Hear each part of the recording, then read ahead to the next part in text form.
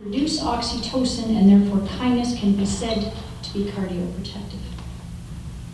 Kindness slows aging. Aging on a biochemical level is a combination of many things, but two culprits that speed the process are free radicals and inflammation, both of which result from making unhealthy lifestyle choices. But remarkable research now shows that oxytocin, which is produced through emotional warmth, reduces levels of free radicals and inflammation in the cardiovascular system, and thus slows aging at its source. Incidentally, these two culprits also play a major role in heart disease, so this is another reason why kindness is good for your heart. There have also been suggestions in the scientific journals that there's a strong link between compassion and the activity of the vagus nerve. The vagus nerve is the new cool kid on the block.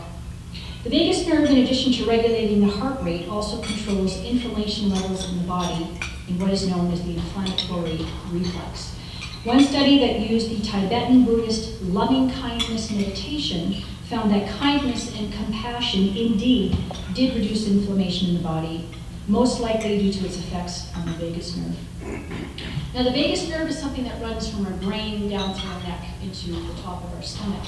And because of its proximity to the heart and its connection to our nervous system, it plays a key role in managing stress, which is one of the things that I teach and coach in the heart math system. It actually will teach you, I can teach you to modulate your health or your heart rhythms for happier, longer, healthy life. Number 4, kindness makes for better relationships. I think we all know this. This is one of the most obvious points. We all know that we like people who show us kindness. This is because kindness reduces the emotional distance between two people, so we feel more bonded. It's something that is so strong in us that it's actually a genetic thing. We are wired for kindness. We are not wired for violence. We are not wired for competition. We are not wired to step on other people to make it to the top. In fact, people who do that end up very sick and have problems in their lives. We are genetically wired for kindness. Moreover, our evolutionary ancestors had to learn to cooperate with one another. The stronger the emotional bonds within groups, the greater the chance of survival. So kindness genes were etched into the human genome. Today, when we are kind to each other, we feel a connection and new relationships are forged or existing ones are strengthened. Number 5, kindness is contagious. When we're kind, we inspire others to be kind, and it actually creates a ripple effect that spreads outwards to our friends, to 3 degrees of separation. Just as a pebble creates waves when it is dropped in a pond, so acts of kindness ripple outwards, touching others' lives and inspiring kindness everywhere the wave goes. A recent scientific study reported that an anonymous 28-year-old person walked into a clinic and donated a kidney. Imagine. It set off a pay-it-forward type ripple effect, where the spouses or other family members of recipients of a kidney donated one of theirs to someone else in need.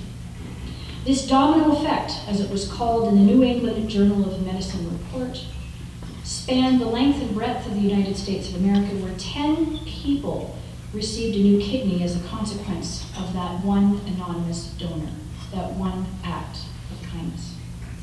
That warm, fuzzy feeling or chills we get when we see a kind act is called elevation. And it's one of the reasons kindness is actually contagious. One reason kindness is good for relationships is that kind people are more empathic or empathetic.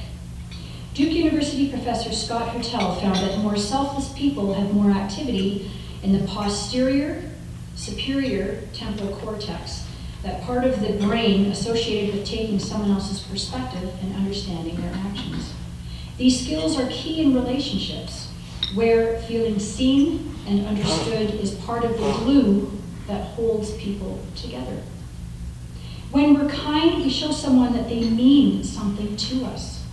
Even if they're a stranger, we're saying, your life matters. That kind of attention is special, and we know that. It will usually induce gratitude, and we all know the benefits that gratitude has on all relationships and to ourselves. In a hectic world, even a kind word or a small gesture can snap us out of a bad mood, brighten our day, and bring us closer to the giver. The kindness of strangers can be even more moving because it's so unexpected. Do you even know that witnessing kindness might be good for us in this way? A 1988 Harvard study found that participants who watched a 50-minute video about Mother Teresa had sustained elevated levels of salivary immunoglobulin A, which protects us from pathogens in food. There is a very real and direct connection between our emotions, our thoughts, kindness, and the effects on our bodies, but not just our bodies, not just the receiver, but those who see us being kind. So to recap the benefits of kindness: longer lifespan. Look around the room. I know. I'm going to find my car in the parking lot. I'm going to walk home now. Less stress. Improved cardiovascular system, increased energy, improved immune system, lower risk for depression, stronger relationships, and better performance at work and school. Kindness is teachable, particularly when we model. It's kind of like weight training. We find that people can actually build up their compassion muscle and respond to other suffering with care and a real desire to help, even when there was none in the first place. This is something that's really important to think about as well, and that each individual affects the global information field. And this is something else that the HeartMath Institute of California is studying. Not only our relationship with Mother Earth and the resonance that we can either allow ourselves to feel or pinch off, but also our connection to our global community, and it starts here. Like the fanciful metaphor of a butterfly's fluttering wings changing the weather thousands of miles away, or the butterfly effect, or the inspiration that Olympians stir in people across the world, your emotions, feelings, and choices matter. And most importantly, your constant choices to share kindness has a far-reaching inner and outer effect, far beyond what is generally understood.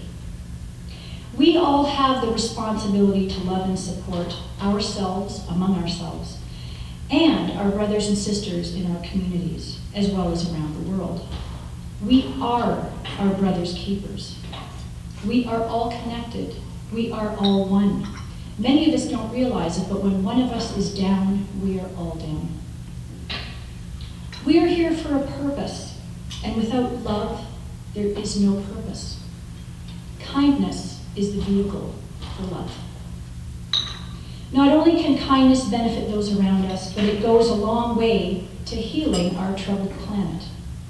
Science has proven that large numbers of people creating heart-centered states of care, love, and compassion will generate a more coherent field environment that will help offset the current planet-wide discord and incoherence. And we all know that there are changes afoot. What better way to deal with those changes than to love one another? Thank you, my friends, for being the love that is needed in this community and around the world. And I am proud to share this mission with you. Thank you.